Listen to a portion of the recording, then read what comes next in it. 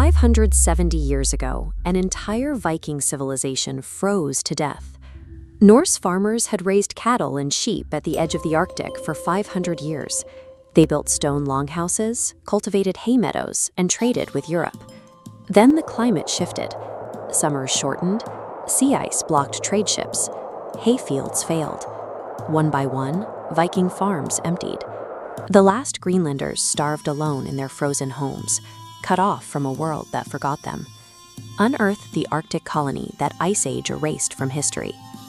To understand how a farming colony existed in such an extreme environment, we have to look at their absolute geographical limits. The Norse established their eastern and western settlements along the southwestern coast of Greenland, precariously positioned at 60 and 61 degrees north latitude. The medieval warm period, a 300-year span of unusually favorable climate, provided the strict independent variable required for European agriculture to exist at this latitude. This chart visualizes global temperature deviations. Between 950 and 1250 AD, average temperatures spiked 1 to 2 degrees above current baselines. This heat increase extended the summer growing season and eliminated coastal summer sea ice. Within decades of arrival, Norse settlers capitalized on this warmth, establishing a massive footprint. They built hundreds of turf and stone longhouses, operating a complex network of farms across thousands of square miles of the world's largest island. This rapid expansion masked a critical underlying vulnerability. The entire Norse society was completely reliant on a temporary climatological anomaly to sustain farming on the absolute margin of viability. This diagram illustrates the Norse dairy system, balancing summer biomass against winter metabolic requirements. Farmers had 3 to 4 months to cut hay, which then had to sustain their herds through 8 to 9 months of freezing winter confinement. From this equation, humans extracted their required calories. The surviving cows produced milk, which the Norse meticulously converted into highly caloric, transportable stores of cheese, butter, and skyr. Even at peak efficiency, the dairy system couldn't cover every caloric gap at this latitude. The colonists supplemented their agriculture with intensive, exhausting hunts for seals, caribou, and beached whales to ensure baseline survival. Beyond calories, the colony faced a severe macroeconomic vulnerability. They operated at a permanent European trade deficit. Greenland had no trees for lumber, and the settlers lacked the capacity to smelt iron locally. To fund these mandatory imports, hunters undertook extreme physical risks to harvest high-value luxury goods. Walrus ivory functioned as the primary currency of Norse trade, commanding premium prices in medieval markets. They also exported polar bear skins and live gyfalcons and massive spiraling narwhal tusks. The extreme isolation of the colony meant they could only survive by providing Europe with exotic goods that could not be sourced anywhere else. Total survival required perfect, uninterrupted execution across 3 distinct systems simultaneously: highly sensitive hay production, dangerous marine hunting, and a fragile transatlantic shipping route spanning 1,500 miles of open ocean. By 1250 AD, all 3 systems were operating in periodic equilibrium, supporting a peak population of roughly 2,500 to 5,000 individuals. The society achieved multi-generational permanence, complete with a resident bishop and substantial public infrastructure, like the massive stone walls of Halsey Church. After 5 centuries of continuous success, each new generation naturally viewed their highly specific, climate-dependent lifestyle as an established, indestructible reality. We know exactly when that reality broke, because the Greenland ice sheet acts as an unbroken, physical ledger, recording the planetary temperature year by year. Climatologists access this historical ledger by extracting deep ice cores, drilling down through thousands of years of compacted, frozen precipitation. They read the temperature fluctuations in these frozen strata using oxygen isotope analysis, a method measuring the ratio of different oxygen atoms trapped in the ice, which directly correlates to atmospheric temperature when the snow fell.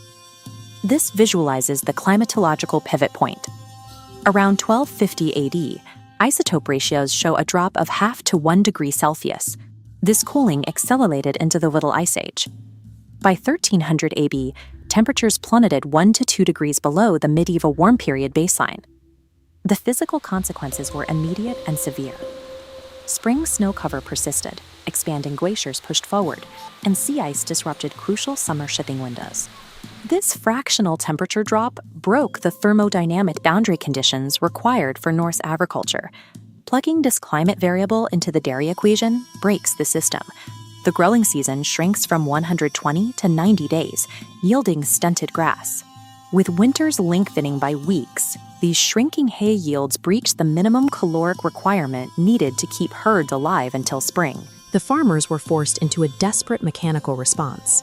With insufficient hay stored, they had to execute emergency autumn slaughters of the livestock they could no longer feed. Archaeological midden deposits, the colony's trash heaps, document this progressive reduction in herd sizes.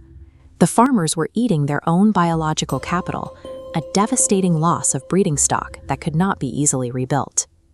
By shrinking their herds to survive a single winter, they initiated an irreversible, multi-generational downward spiral in caloric production.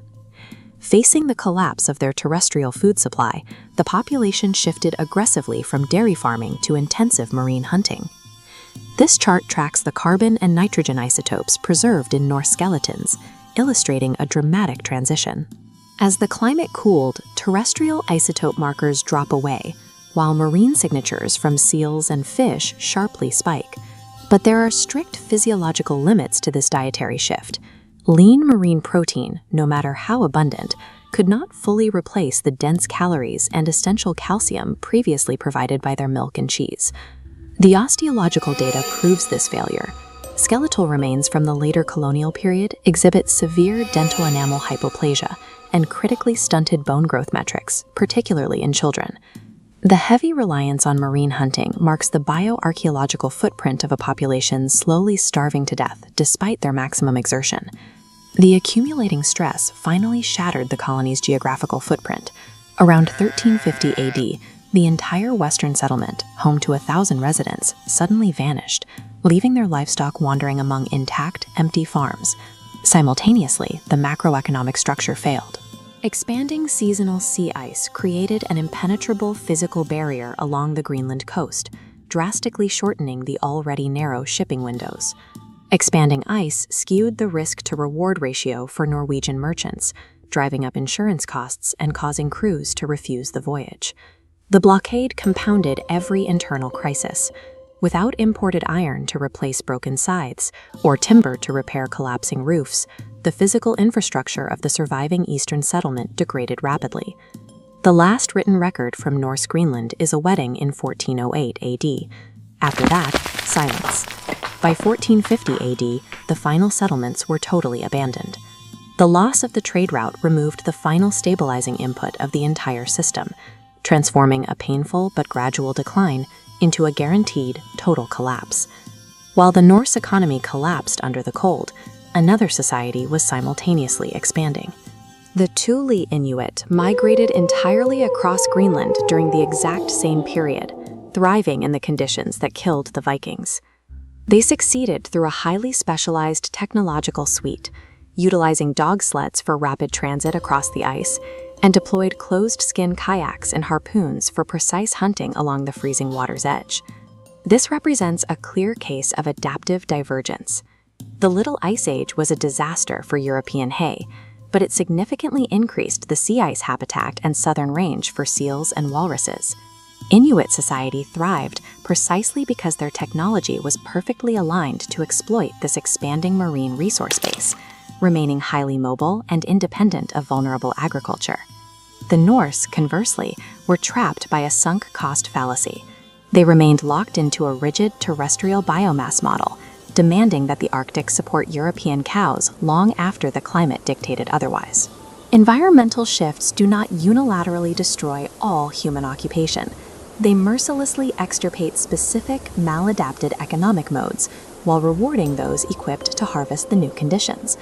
Today, anthropogenic global warming is rapidly transforming the Arctic in the opposite direction, essentially reversing the conditions of the Little Ice Age. As the ice retreats, it ironically reopens the exact thermodynamic windows that the Vikings relied upon. Modern Greenlanders are now successfully cultivating potatoes, turnips, and hay, returning terrestrial agriculture to lands that were frozen over for centuries. The core engineering lesson remains intact. The physical environment is utterly agnostic to the success, failure, or perceived permanence of any civilization. Long-term survival is never guaranteed by past success. It is strictly determined by a society's technological flexibility and its willingness to abandon obsolete economic systems before the climate decides for them. Europe's most distant colony froze to death when climate shifted against them. Unearth the History brings you the Viking civilization Ice Age erased. Remember farming's frozen end, learn from ancient climate collapse, and subscribe to keep Arctic lessons alive.